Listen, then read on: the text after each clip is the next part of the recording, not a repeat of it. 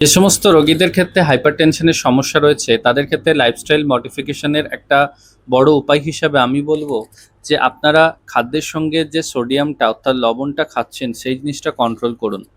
এখন dash guideline অনুসারে লবণ যে কন্ট্রোল করাটা সেটা অত্যন্ত ইম্পর্টেন্ট। তার কারণটা হচ্ছে সোডিয়াম অ্যাকচুয়ালি একটা এক্সট্রা সেলুলার আয়ন, অর্থাৎ আমাদের যে ভাস্কুলার সিস্টেমে সোডিয়াম কিন্তু রেডিলি অ্যাভেলেবেল, এবং সেই কারণে যদি এই ভাস্কুলার সিস্টেমে সোডিয়ামের পরিমাণ বেড়ে যায় তাহলে এর প্রথম কাজ যেটা হয় সেটা হচ্ছে সে ব্লাডের ভলিউম অর্থাৎ ওয়াটার রিটেনশন করার চেষ্টা করে। অর্থাৎ খুব বেশি পরিমাণ সোডিয়াম বেড়ে যায় সেক্ষেত্রে ইডিমা ডেভেলপ করতে পারে, সেটা আলাদা জিনিস।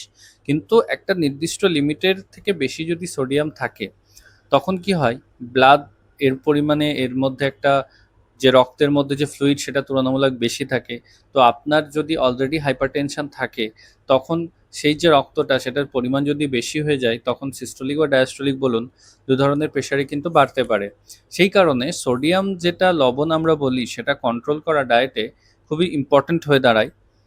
তো সেই কারণে লবণের পরিমাণ আমাদের ডায়েটে কিন্তু কন্ট্রোল করতে হবে যদি আমরা হাইপারটেনশনকে কন্ট্রোল করতে চাই।